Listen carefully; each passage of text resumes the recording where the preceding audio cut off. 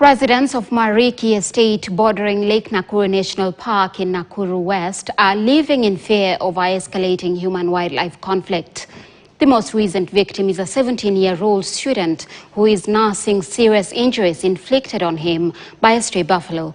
The residents have blamed the conflict on extensive damage on the electric fence around the park, resulting from rising water levels and entry points created by illegal fishermen. Ken Gashui reports. Friday morning, we find Ann Wanjiko and her son David Gitau, a student at Eileen Gochoch Comprehensive School at their home in Mariki, Nakuru West, after he was attacked and badly injured on the waistline by a stray buffalo. Nilikuwa pale barabarani, nikaona nyati imetoka kutoka huku juu, watu walikuwa wanaifukuza. Nikajaribu kukimbia, slippers zikateguka, nikaanguka chini.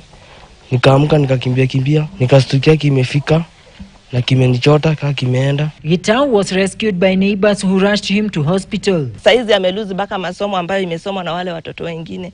Unashindwa sasa utamfanya nini? Yako kwa boma, inabidi sasa akae akiponyesha hiyo jeraha. Sasa tunashindwa tutafanya aje na hawa game park. Na sisi ni mashamba tumenunua. Joseph Mukua escaped death by a whisker as the lone buffalo crossed his path in the farm. Other residents terming such encounters as a new norm. Alipita hapa mpaka mimi nikastuka. Hata mimi nitafuta miti ya kupanda hapa. Kwanza unajua ni nyati ya ndume. Yule ambaye ametengwa na wenzake.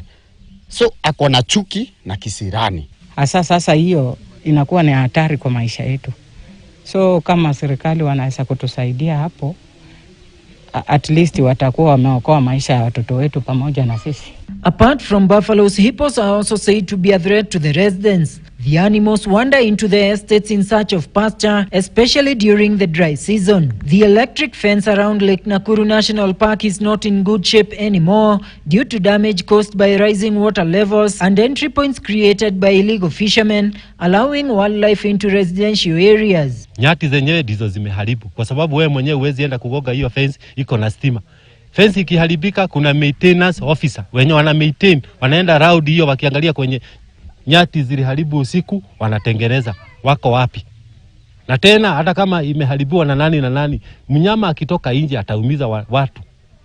Hiyo ni wajibu wa KWS kuhakikisha ya kwamba wametengeneza ama wakuja wakae hapo mpaka itengenezwe. Wako wapi? The residents are now calling on the Kenya Wildlife Service to find a lasting solution to the escalating human-wildlife conflict. Ken Gashuhi, KTN. Well, let's hope a lasting solution to this situation is found. And so now we take a short break here on News Desk, but do not go far. Kelly Boss is on standby with the business news updates.